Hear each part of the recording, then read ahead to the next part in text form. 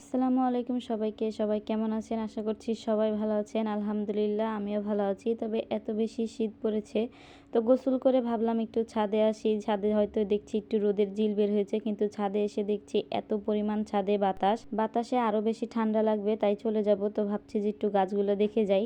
তো লাউ পাতাগুলো দিয়ে সেদিনকে আমি আলু দিয়ে ভাজি করেছিলাম। এই পাতাগুলো দেখো অনেক বেশি বড় বড়, আর গাছগুলো কিন্তু অনেক সুন্দর হয়েছে। এর আগেও হয়েছিল, বাট পাখিতে না খেয়ে নেয়, লাউ আর ধরে না। কিন্তু শাক তো খাওয়া যায়। তো তারপরে তোমাদেরকে গাছগুলো দেখাচ্ছি। তারপর এদিকে টমেটো গাছ দেখো, অনেক সুন্দর টমেটো ধরেছে। আর মাশাল্লাহ বলতে কিন্তু একদমই ভুলো না, আর গাছে কিন্তু প্রচুর টমেটো ধরেছে। তোমাদেরকে আরও একটা গাছ দেখাবো। ওই গাছটাতে এত বেশি টমেটো ধরেছে যে ওই গাছটাতে মানে কাঠি দিয়ে বেঁধে রাখা হয়েছে যাতে পড়ে না যায়। আরও কিছু গাছ আছে, তবে এই গাছগুলোতে তেমন একটা ফল হয়নি, মানে এগুলো পরে লাগানো হয়েছে। আর এই গাছটাতে তোমরা শুধু দেখো চারোপাশে এত পরিমাণে টমেটো ধরেছে যে আমি তোমাদেরকে ঘুরিয়ে ঘুরিয়ে একটু দেখাচ্ছি। ছোট্ট একটা গাছে এত পরিমাণ ধরেছে যে এখানে একটা মানে যে কাঠি দিয়ে ভালোভাবে বেঁধে দিয়েছে, নাহলে গাছটা ভর নিতে পারছিল না, এই জন্য যাতে ভেঙে না যায়। তো চারি সাইড দিয়ে তোমাদেরকে দেখাচ্ছি, দেখো কি পরিমাণ ধরেছে। তো সব কিছু কিন্তু আল্লাহ চাইলে সব কিছুই পারেন। তো আমি এই টমেটো গাছটা বারবার করে দেখছিলাম যে কি পরিমাণ ধরেছে। আর একটা কিন্তু একটু হলুদ হলুদ হয়ে গেছে, মানে এটা মনে হয় পেকে যাবে আর কদিন পরে। না রোদের কারণে হয়েছে সেটা আমি বলতে পারবো না। তো এইদিকে আমি তারপরে দেখছি যে ডালিম গাছে একটা ফুল ফুটেছে, তবে অনেকগুলো ফুল ছিল নাকি, ফুলগুলো ছিঁড়ে ফেলেছে বাচ্চারা। তো এইদিকে দেখছি আরও কিছু টমেটো গাছ আছে, এগুলোতে এখনও ফুল বা ফল ধরেনি। তবে ভালোই ছাদে গাছগাছালি হয়েছে, আর ছাদে গাছ টাছ থাকলে না অনেক বেশি ভালো লাগে। তো এদিকে এসে আমি ভাত বসিয়ে দিয়ে ছাদে গেছিলাম।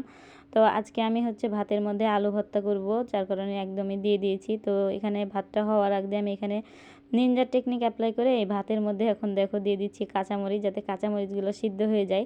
কাঁচামরিচ দিয়ে না আলু ভর্তা করলে আমার কাছে অনেক বেশি ভালো লাগে, কারণ নতুন আলু ভর্তা না অনেক বেশি ফ্লেভারফুল হয়। এই জন্য তো আমি ভাতের ভিতরে, যেহেতু ভাতটা হয়ে গেছে, তাই ভাত তো রাইস কুকারে অনেকক্ষণ গরম থাকে, তাই আমি এর মধ্যে কাঁচামরিচগুলো দিয়ে ভাত দিয়ে ভালোভাবে ঢেকে রেখে দেবো যাতে সিদ্ধ হয়ে যায়। আর এদিক থেকে দেখো আমি না ছোট ছোট আলুগুলোকে কি করেছি, এই ইয়ার মধ্যে কাঠির মধ্যে করে দিয়েছি, না হলে রাইস কুকারে ভাতের সাথে খুঁজে বেড়াতে হতো। তাই আমি একটা কাঠির ভিতরে গেঁথে গেঁথে দিয়েছি। কি বুদ্ধি দেখো, মেয়েরা চাইলে সব কিছুই করতে পারে। তারপরে আবার একটু কম হয়েছিল দেখে যে টুথপিক ছিল সেগুলোর মধ্যে আমি একটাতে গেঁথে সুন্দর মতো দিয়ে দিয়েছি। তো ভালোভাবে আলুগুলো সিদ্ধ হয়ে গেছে। তো আলুর সাথে তো হবে না, শুধু একটা ডিমও ভাজবো। ভর্তার সাথে কিন্তু ডিম থাকলে অনেক বেশি মজা লাগবে খেতে, তাই আমি একটা ডিম ভেজে নিচ্ছি। আর আজকে আমি মুরগির মাংস রান্না করেছি। তবে কালকে মুরগির মাংসের একটা ভিডিও আপলোড করেছিলাম, যেটা বৃহস্পতিবারের না শুক্রবারের, হয়তো ভুলে গেছি এখন আমি। তো যার কারণে আর সেটা তোমাদের সাথে শেয়ার করলাম না। তো দেখো ডিমটা ভাজতে যে একটা ইতিহাস হয়ে গেছে, ডিমটা পুড়ে গেছে। মানে ডিমটা ভাজতে দিয়ে জাস্ট আমি একটু পানি খেতে গেছিলাম, এসে দেখছি ডিমটা পুড়ে গেছে। আর এখানে দাঁড়িয়ে থাকলে ডিমটা জীবনেও পুড়তো না, মানে ওর গায়ে তাপই লাগতো না, এটাই নিয়ম। তো ডিমটা আমি ভালোভাবে ভেজে নিয়েছি। তারপরে কাঁচামরিচগুলো যেহেতু দিয়েছিলাম, তো পরে দেখছি কাঁচামরিচগুলো কেমন একদম লেতায় পেতায় গেছে, তাই কাঁচামরিচগুলোকে সুন্দর করে ভেজে নিলাম। আর পেঁয়াজটাকেও হালকা একটু ভেজে নিচ্ছি, কারণ একবারে কাঁচা পেঁয়াজ নাকি খাইতে হয় না, তো আমি জানি না, আমি তো কাঁচা পেঁয়াজ দিয়ে ভর্তা বানায় বানায় খাই। তো এদিকে আলুগুলোকে ভালোভাবে একদম গলাই নিয়েছি। আর এই নতুন আলু এত পরিমাণে আঠা আঠা ছিল, আমি একবার একটা ভর্তা করেছিলাম যে কচুরমুখী, তখন আমি দেখেছিলাম ওই কচুরমুখী অনেক বেশি আঠালো হয়, তবে আলু এত বেশি আঠালো হয় আমি জানতাম না। এই ফার্স্ট টাইম আমি আলু ভর্তা করতে যাই, দেখছি মনে হচ্ছে সুপারগুলো আঠার মতো হাত থেকে ছুটছেই না।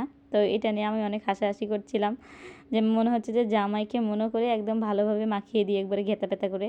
তো দেখো আলুগুলো এত পরিমাণ আঠা যে প্লেটের সাথে একবারে লাগিয়ে আছে।